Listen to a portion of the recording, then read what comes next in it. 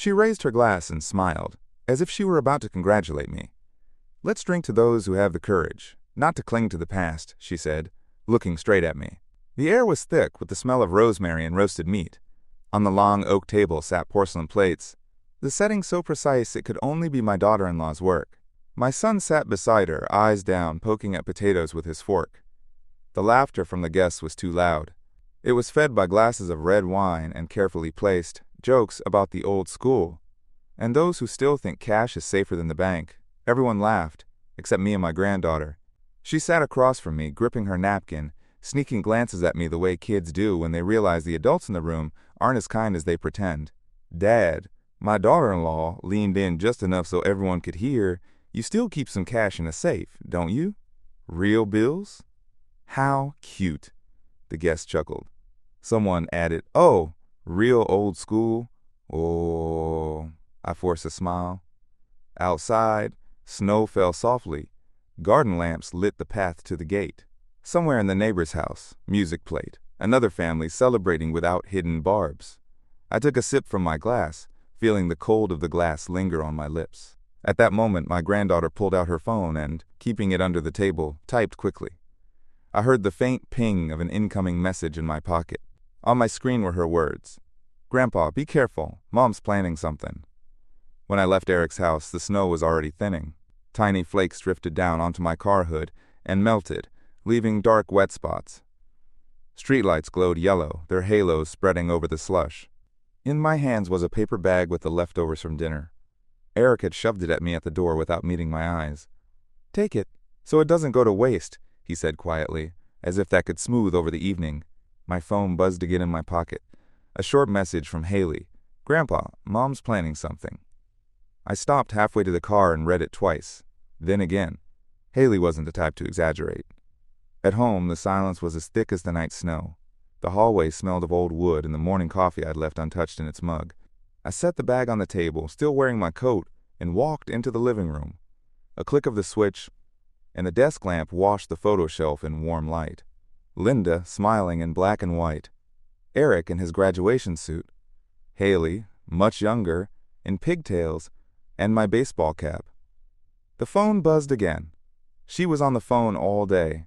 Told Dad they need to get things signed while he's still in his right mind. I sat in my chair, gripping the phone. The words were like a shard of ice slipping under my shirt. While he's still in his right mind. A year ago, Madison had already tried to slide papers in front of me. For convenience, she'd said.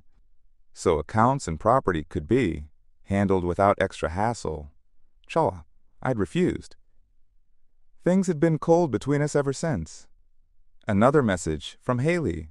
Dad won't tell me what it's about. Just says it's grown-up stuff. I knew that tone. Grown-up stuff, in their house, always meant one thing. My name in documents, their signatures wherever it suited them. I put the phone on the table. It buzzed again immediately, lighting up the dark. Madison. I answered, already knowing this wasn't going to be about family matters. "Hi, Jim." Her voice was stretched tight, like a wire, but wrapped in sugar. "I was just thinking about you today. How are you feeling?" I glanced at the clock, 8:47 p.m. The hour when normal people switch off their phones and settle in for the night. "Fine," I said, leaning back in my chair. The lamp lit only the table and my hands. Everything else sank into shadow. Good, good. Listen. She paused, and I could almost see her arranging the words in her head. Eric and I were talking, and we just think it might be smart to get some of your paperwork. Organized. What paperwork? Oh, just things. House title, your accounts, that little cabin up by the lake. Her tone was light, but every word was placed just so, in case something happens. While you're still in your right mind. The phrase hit me in the temples, the same one from Haley's message. I got up, walked into the kitchen, and put the kettle on. The hum of the metal filled the pause. "Madison, I'm fine. Of course you are." There was a flicker of impatience in her voice. "But life's unpredictable. If we had power of attorney, we could take care of things for you. Pay the bills, make decisions, keep everything running smoothly." I poured water into my mug, watching the steam rise in a thin ribbon. I've been handling things just fine for 72 years. I'm not saying you can't, Jim. I'm saying you shouldn't have to. You've done enough. It's our turn to take care of you. The words "take care" landed like a sentence. I knew that tone of hers. The same one she used when she convinced Eric to buy a house they couldn't afford because it's an investment. "I'll think about it," I said, and hung up before she could answer. The only sounds left in the kitchen were the kettle and the ticking clock on the wall. I sat at the table, took the first sip of tea, and realized it tasted bitter. The next day, I stopped by Eric's without warning. I wanted to give him an old set of tools, the same ones we'd once used together to fix the roof on their first house. The entryway was empty. Madison's coat hung on the rack, her purse sat by the wall. Voices drifted from the living room. I was about to call out, but the words I heard froze me in the doorway. "If we do it before summer," Madison said, "the market's still good. We can get at least $350 for the house." "Madison, it's my dad's place." Eric's voice was quiet, almost apologetic. "Exactly," she cut in, "and you know he won't be able to fight it if everything's done right. Once the papers are signed, that's it." I stood still, feeling the blood rush to my face. "And with that money," she went on, "we can finally invest in Tyler's project." "It's a sure thing, Tyler." I'd heard the name a couple of times over dinner a few months back. The so-called family friend who knows how to work real estate. Now the puzzle clicked into place. A glass clinked in the living room. Madison lowered her voice, but I could still make out the words. "Don't chicken out now, Eric. He's getting older. You need to think about our future." I stepped back, slipped out through the kitchen, and closed the door quietly behind me. It was warm for March. Across the street, neighbors were clearing branches from their yard, laughing and talking. They had their own future, without someone else's money or someone else's house. I got in the car, turned the key, but didn't drive off. Only one thought kept running through my head. It's time to stop being convenient. I came home closer to evening. The sun was already down, and the windows reflected the dull glow of the streetlights. The hallway smelled of dust and old wood. I hung up my jacket, walked into the kitchen, and put the kettle on again, the same one Linda and I had bought on sale 10 years ago. She'd laughed then, saying it would outlast both of us. Steam curled upward in a thin stream, mixing with the scent of tea. I sat at the table, hands wrapped around the mug, but didn't drink. I could still see Madison talking about $350 for the house and our future project. A car passed outside, headlights sweeping across the walls. The house went quiet again, and in that silence I understood. This wasn't just audacity. It was calculation. She was waiting for the moment to erase me from her life with one stroke and take everything I'd built. I stood, went into the living room, and turned on the desk lamp. The light fell across the shelf of photographs. Linda. Eric as a little boy, knees scraped, grinning wide. Haley in my old baseball cap. I looked at them for a long time. Then I reached for the metal box on the top shelf, the one with the keys to the safe and important papers. I opened it, checked everything inside, closed it, and snapped the lock shut. Still sitting in the half-light, I pulled my phone from my pocket and dialed an old friend. He didn't sound surprised I was calling. He just said, "Jim, I figured you'd call one day. We agreed to meet tomorrow." I hung up and, for the first time in a long while, felt a sense of calm. Cold, calm, but calm nonetheless. The morning was gray. Rain streamed down the window in thin lines without pause. I sat at the kitchen table with a cup of coffee, waiting for the clock on the wall to hit 9. At 9:05, I pulled out of the driveway. The car rolled slowly along the wet road, wipers lazily pushing the drops aside. David Miller's office was in an old brick building on the corner, once a post office, then a bank, and now a law firm. He met me at the door. Same firm handshake, same slightly amused look in his eyes. "Jim, you look like a man who's had enough." We walked into his office. The smell of old leather from the chairs, the quiet ticking of a clock, neat stacks of files on his desk. David laid 2 sheets of paper and an envelope in front of me. "First things first," he said, handing me a pen. "We're rewriting your will. Everything goes to Haley. No one else will have access." I signed without a word. The ink flowed smoothly, and there was something strangely satisfying about that. "Now, your assets. Bank accounts, stocks, the safe. We'll transfer everything into a separate trust. Madison will never know exactly where." Rain tapped against the window. I nodded. "And one last thing." He pulled out a small box with a camera logo. "Install this at home. If anyone snoops around, you'll have proof." I held the box in my hands. Light, but it felt like a weapon. When we finished, I stepped outside. The rain had eased, but the pavement still shone like glass. Across the street, a couple of teenagers were laughing, each holding a paper coffee cup. They didn't have trusts or wills, they just lived. I started the car and thought, I'm not just protecting myself. I'm playing a game I intend to win. By evening, the rain was gone. The asphalt in front of the house gleamed, under the occasional headlights passing by. I put the kettle on and was about to pour myself coffee when there was a knock at the door. When I opened it, I saw Madison. She was holding a large paper bag from a bakery. The smell of warm pastry and cinnamon filled the hallway immediately. Thought I'd bring you something sweet, Jim. Her smile was deliberate, not warm, but practiced. She walked in without waiting for an invitation, set the bag on the kitchen table, and pulled out a box. Inside, fresh cinnamon rolls, still warm, steam rising from the glaze in thin wisps. Eric's working late, she said, pouring herself coffee from my machine as if she lived here. I figured I'd check in on you. I sat across from her, watching as she cut the roll into perfect little pieces, the knife tapping softly against the plate. About the other night, maybe I pushed too hard. She glanced at me briefly but carefully. You mean the paperwork? Yeah. I just want to make sure you're taken care of. I nodded. Didn't argue. Let her believe her words were landing. That's kind of you, Madison. I'll keep it in mind. She smiled a little wider. She bought it. As we ate, her eyes wandered around the room. They lingered on the shelf with my documents, then on the safe, then on the keys, sitting on the side table near the armchair. I took a sip of tea. Hot, but the taste was already cold.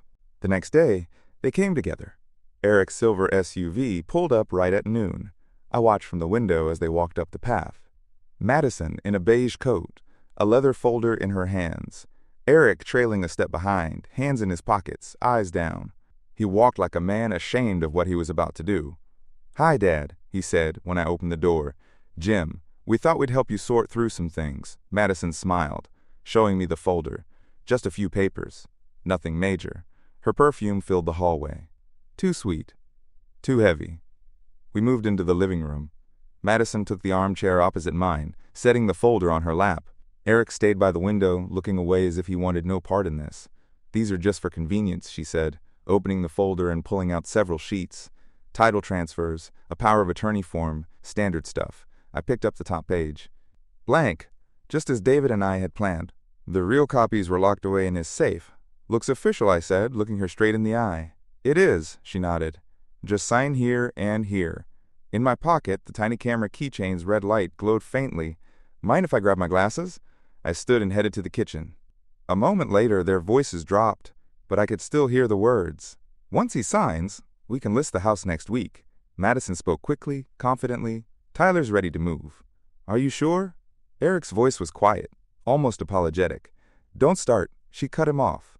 This is the smart move. I came back with my glasses, sat down, and slowly signed on a completely blank sheet. Madison didn't even look, just slipped the papers back into her folder. That's it, she smiled. You'll thank us later. I knew by tomorrow she'd realize there would be no thanks. I was sitting on the porch with a cup of coffee when the phone rang. Eric's name on the screen, Dad. He spoke slowly like he was choosing each word. Something happened with the papers. Madison's upset. I didn't ask anything. Just told him I was home. An hour later, their silver SUV screeched to a stop by the gate. Water splashed from the puddles under the wheels. Madison jumped out first, coat open, hair a little messy, heels striking against the wet concrete. In her hands was the same leather folder, but she held it carelessly now, like it was empty. What did you do? Her voice trembled. The bank says the documents are invalid. No signatures match. They said, she stopped, looking at me like she was trying to read my face. You tricked us. Eric got out slower, hands in his pockets, eyes down. He looked up at me once, and in that brief glance, I saw everything. Exhaustion, guilt, and maybe relief. Madison, I'm not sure what you mean. I took a sip of coffee. Hot. Strong. Steam curled into the cool air. Don't play games with me, Jim. She took a step closer, then stopped, as if remembering we were still standing outside. This isn't over. She gripped the folder so hard the plastic inside cracked. Then she spun around, walked to the car, slammed the door, and the engine roared to life. When they drove away, I stayed on the porch, watched two teenagers walking down the street with pizza boxes, laughing, bumping shoulders. The world around me kept living, without paperwork or someone else's plans. The phone buzzed in my pocket. A message from Haley. Grandpa, Mom's been yelling all afternoon. Whatever you did, thank you. I read it twice. Then a third time. Only then did I set my cup on the railing, feeling that, for the first time in a long while, my coffee actually felt warm. That evening, after dark, there was a quiet knock at the door. I opened it. Haley stood there, a jacket thrown over her hoodie, a paper cup of cocoa in her hands. Grandpa, can I come in? We went into the kitchen. I got her a mug, poured hot chocolate, added marshmallows on top. The smell of cocoa, mixed with the faint scent of rain still drifting in from outside. Haley cupped the mug in both hands, staring into the dark surface of the drink. I waited. She's not done, she said finally. Mom was on the phone again. Not with the bank this time. Some guy, Tyler, I think. The name landed like a dull hit. She told him they'll wait until the 12th, said the contracts will be ready by then. And she mentioned a storage box. Number 37. The clock on the wall ticked softly. Somewhere upstairs, water gurgled in the pipes. Does Eric know? I asked. He doesn't want to talk about it, she shook her head. But I think he's scared. She took a sip and looked at me. In her eyes, both a plea and fear. Grandpa, promise me you won't let her win. I promise. She left as quietly as she came. I stayed in the kitchen. The wind hummed through the vent. Somewhere outside a car door slammed. I pulled the small keychain camera from the drawer and plugged it into my laptop. The screen lit up with an image from the living room. Madison, folder in hand, her voice sharp as a blade. I hit save and knew that by tomorrow, that recording might be the first real fear she's ever felt. I saved the file in a separate folder. That night, I sat for a long time, just staring at the icon, like it was already a weapon. In the morning, my phone buzzed. A message. On my way. The number wasn't saved, but I knew the style. 20 minutes later, a black car pulled up to the gate. Madison stepped out, her walk fast, coat open. Jim, we need to talk. The living room was bright, sunlight filtering through the sheer curtains. Madison walked in, tossed her bag on the couch, and sat in the chair across from me. I don't appreciate you interfering with our plans. Tyler says, Madison. I cut her off quietly. I want to show you something. I pulled out my laptop and turned the screen toward her. On the video, her, sitting in my chair, folder on her lap, voice calm but cold. Once he signs, we can list the house next week. Tyler's ready to move, her smile faltered. You recorded me? You came into my home and tried to take what isn't yours. Silence. The only sound in the room was the ticking of the clock in the corner. Madison looked away, then met my eyes again. This doesn't scare me. It should. I closed the laptop and placed a small flash drive on the table. There's more. She stood, picked up her bag, but didn't head for the door right away. You think you've won, Jim. You haven't. The door shut and the house fell silent. Outside, neighbors were loading boxes into a car. Someone moving out, someone starting fresh. I looked at the flash drive. This was only the first move. It sat on the table, small and black.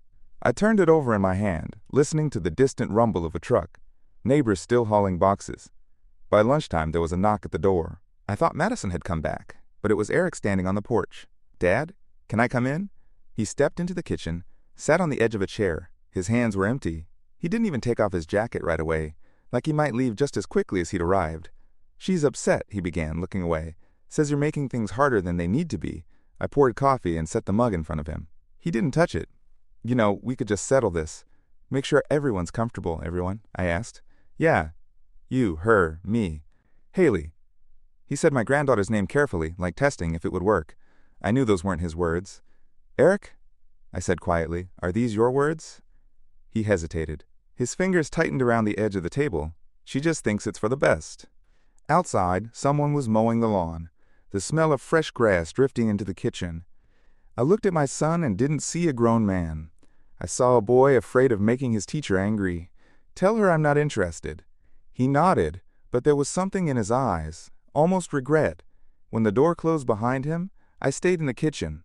The wind moved the curtain, and for a moment I could swear the house still smelled faintly of Madison's perfume. I was sitting in the living room when the familiar silver SUV pulled up outside. The car door slammed. Just one. The second never opened. Eric came in. No coat, no smile. He sat across from me, hands resting on his knees. "She's gone," he said. "Packed a bag this morning. Took Tyler's car." I stayed silent. The only sound was the water running through the heating pipes. "Last night she tried again," he went on. "Called the lawyer, demanded access to the trust. He told her it's locked. Permanently. She screamed at him." He paused, looking away. "Then she asked me to go with her to the storage unit, number 37. Said we could finish what we started. Then I told her I was done. Then I poured him coffee and slid the mug over. The smell was strong, bitter. He took it with both hands, like he needed the warmth. I didn't see it before," he said quietly. "Or didn't want to." Outside, a car rolled slowly past, its headlights sweeping long shadows across the walls before disappearing into the dark. Eric's voice broke the stillness. "The house stays yours," he said, a little more firmly now, "and I'm not letting her near Haley again." We sat there for a moment, not needing to fill the silence. Somewhere in the distance, someone set off fireworks. Short, sharp pops that echoed in the cold air like punctuation marks, to a conversation we both knew was over. When Eric left, the quiet felt heavier. I walked to the window and saw her. Madison. Standing across the street, beside the open trunk of a black car. A single street lamp cast her in a pale light, catching the sharp lines of her face. She had a bag in her hands, too small for a real move, too large to be nothing. She noticed me watching, and her lips curved into a smile. It was tight, forced, like a thread stretched to its limit, ready to snap. "You think this is over, Jim?" she called out, her voice trembling between anger and something else. "Maybe fear. You'll miss me." I didn't answer. I just stood there, watching as she slammed the trunk shut. The sound echoed down the street. She slid into the driver's seat, started the engine, and in seconds, the car was gone, its red taillights shrinking to nothing as it rounded the corner. The house was still, not just quiet. Still, and for the first time in a long time, the quiet felt like peace. I pulled the curtains closed and walked into the kitchen. The flash drive with the recordings sat on the table. Small, black, unassuming. I didn't hide it away. I left it out where I could see it every day. Not as evidence anymore, but as a reminder. Nearly 3 months passed. Winter slipped away almost overnight, as if it had somewhere better to be. Haley comes by on weekends now. We make pancakes in the mornings and watch old movies in the afternoons. She laughs every time the kitchen smells like vanilla, says that scent. Has been with her since childhood. Eric's different too. He stops by to help with little things around the house. Just last week we worked side by side fixing the old gate that used to bang against the fence whenever the wind picked up. We worked in silence, but it was the kind of silence that feels comfortable, not strained. I haven't seen Madison since that night. Word is, she moved to another state, maybe to Tyler. Maybe not. I don't ask, and I don't care. This morning, I stepped out onto the porch with a cup of coffee. Across the street, the neighbors were hanging flags for an upcoming holiday. They laughed, calling to each other over the sound of hammering, like betrayal was just something that happened in other people's lives. I watched. Spring came quietly, as if it didn't want to wake anyone. In the flower bed out front, the first tulips bloomed, the same ones Linda planted all those years ago, their petals opening like small bursts of sunlight against the fresh green leaves. I'd cleared the weeds a week earlier, taking my time, almost hearing her voice telling me not to pull too hard on the roots. I set a wooden bench beside them, close enough to catch their scent on warm days. It was a place to sit in the evenings with my coffee and let the world pass by slowly, listening to the faint thump of a basketball somewhere down the block, the occasional bark of a dog, the rustle of branches in the breeze. A few days ago, Haley sent me a drawing, just the two of us, sitting on the porch. The lines were simple, but she'd gotten one detail perfect, the porch light glowing above us. Underneath, she'd written, "Grandpa's house is safe now." I pinned it to the refrigerator, right where I'd see it every morning. And right then, I understood. This was the real victory. Not just keeping the house, but knowing she would always have a place where she's welcome, where nothing and no one could take her safety away. That evening, I sat on the bench. The air was cool but gentle, carrying the faint scent of soil and tulips. Their stems swayed in a lazy rhythm, as if they too were in no hurry. A screen door creaked somewhere down the street, a child's laughter carried on the wind, followed by the hollow echo of a basketball hitting pavement. Behind me, the house stood solid and still. Mine, every board, every brick, every memory intact. The porch light clicked on, as the sun dipped below the rooftops, casting a warm pool of light on the steps. I took a slow sip of coffee, feeling the heat seep into my fingers, into my chest. For the first time in years, there was no rush, no tension, no silent countdown to the next fight.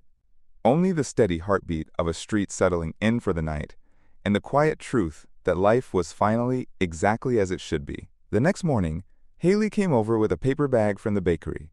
Inside were 2 cinnamon rolls, still warm. We ate them on the porch, the sugar sticking to our fingers, the tulips nodding in the breeze like they were in on the conversation. She told me about a school project, about a book she was reading, about how she wanted to plant more flowers this year. I said we could do it together. And in that simple promise, I realized maybe this was just the beginning of a new chapter. Thank you for watching. If you enjoyed this story, don't forget to subscribe, hit the like button, and leave a comment. I'd love to hear your thoughts. New stories will be coming out every single day, so stay tuned.